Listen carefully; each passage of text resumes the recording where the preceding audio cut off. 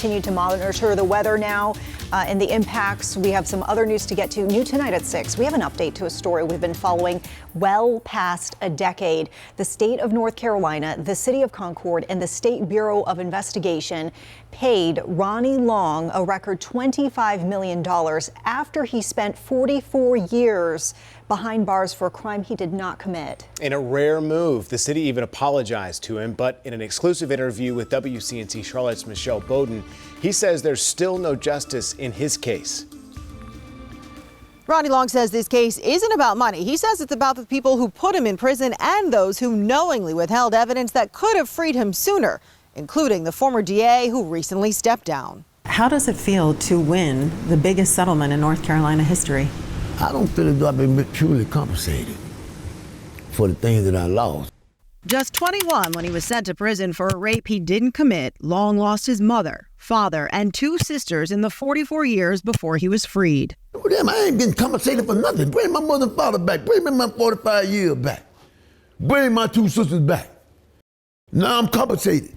Long's attorneys filed suit against the city of Concord, the state of North Carolina, and the State Bureau of Investigation, and earlier this year settled the case, awarding Long $25 million, a record in the Tar Heel state.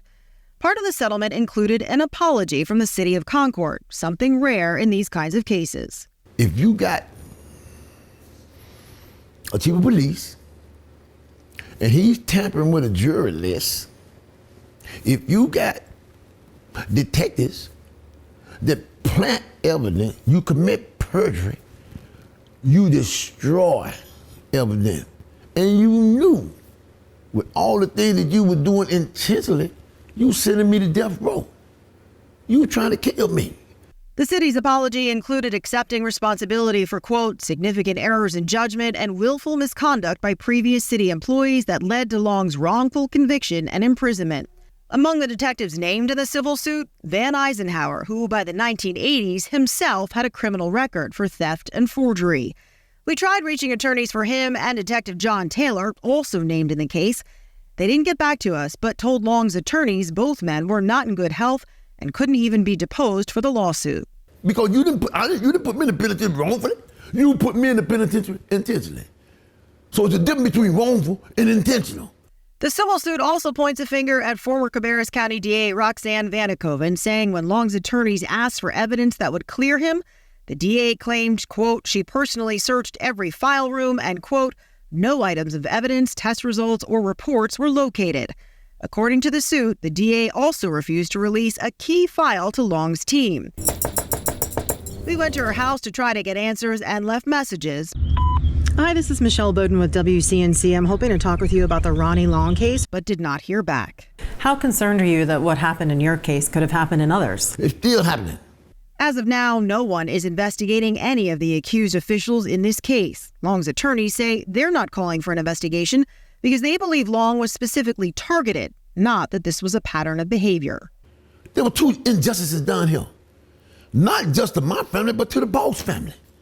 You never took time to seek the real perpetrator. Long says the $25 million settlement does nothing to fix what he believes is a broken system.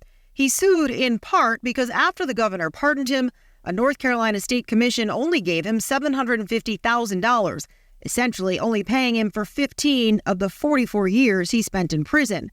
That's because the law caps the amount of money a wrongfully convicted inmate can get. So someone shouldn't have to sue to be compensated. That's right. That's right, in cases like this. So that's a matter of principle for you. That's what I'm saying, you understand? Hopefully to change the law. It would change that law. Despite everything, he admits he is settling into a life of freedom. I ain't got no complaints. I can't complain, you understand, so anytime I can get up and see the sun rise. I can't complain. I can't complain because anytime I can walk out my door and not have the police follow me or giving me a direct order. I ain't got no complaints. So one of the biggest questions we get asked, a lot of people want to know, what is Ronnie Long spending all that money on? He lives in a modest house. He did add a pool. He did buy a fancy car. But he's also making lots of donations, including one to the Duke Wrongful Convictions Clinic that helped get him out. Reporting in Charlotte, Michelle Bowden, WCNC Charlotte. And we alluded to this. Michelle and our team have been following the saga surrounding Ronnie Long since the very beginning. Yeah, we're talking 15 years covering this story. Michelle was there speaking with him as he was behind bars fighting for his innocence. She was there when the conviction was overturned, and then he was finally released. She's been keeping up with the settlement as well as Ronnie himself. And tonight at 8 on our streaming app, WCNC Plus, we are giving you an in-depth look at this investigation, hearing from Michelle, hearing her experience covering this case, and getting a full interview with Ronnie and his continued fight for justice. A big topic, of course, for that. Once again, you can watch that at 8 on your preferred streaming device.